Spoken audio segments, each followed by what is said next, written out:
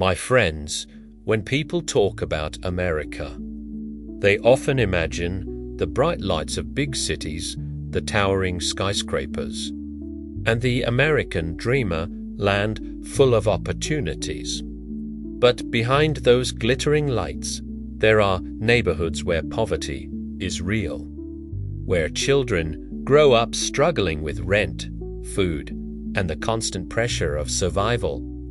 Today, I want to tell you about a boy named David, born into an immigrant family in a poor district on the outskirts of Detroit. His mother worked grueling night shifts in a sewing factory, and his father did construction jobs. Sometimes he had work, sometimes he didn't. The family of four lived cramped together in a small, rundown apartment, in a neighborhood where police sirens were a nightly soundtrack. David's childhood was surrounded by darkness, not just the physical darkness of a dimly lit apartment when his parents turned off the lights to save electricity, but the darkness of poverty, struggle, and the heavy weight of society's judgment. At school, David often wore donated clothes from charities. Unlike many of his classmates, he didn't have a personal laptop. Many times, he had to walk to the public library just to finish his assignments. Yet, in the middle of that life, David carried a powerful belief. Education was the only way to break free from the cycle of poverty that trapped so many families in his community.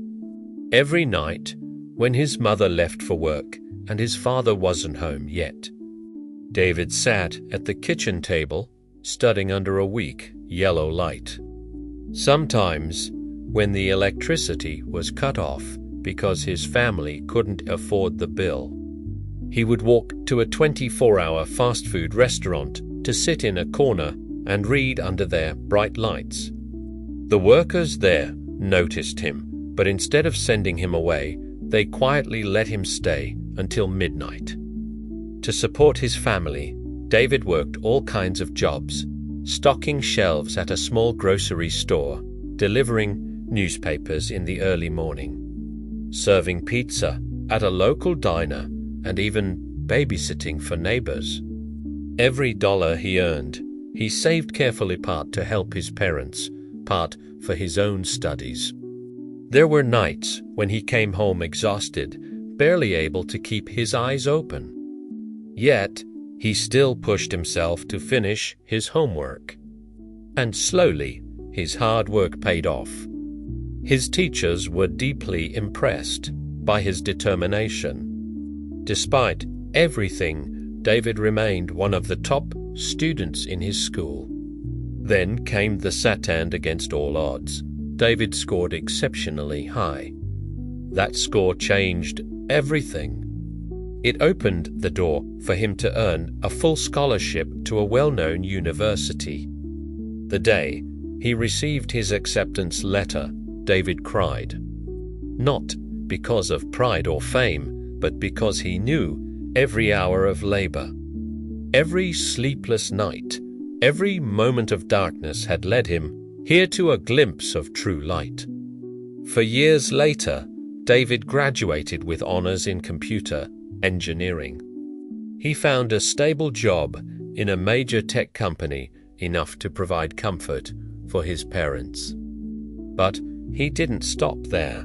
David returned to his community. He started a volunteer program to collect old computers and books, donating them to children in poor neighborhoods. He often told them, "I once studied in the dark.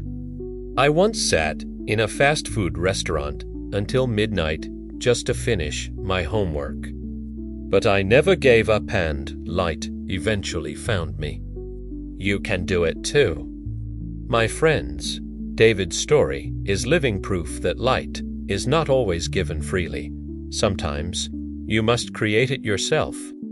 Even in the darkest moments, if you keep moving forward, if you keep believing, you can ignite your own flame. That is the true energy of life: resilience, courage, and an unshakable will to rise again and again. So, today, as we reflect on his journey, I hope you remember this. No matter where you were born, no matter how much darkness surrounds you, light is always waiting ahead. The question is, will you keep walking toward it? Through this story, what are your thoughts? Please share them with me in the comments below.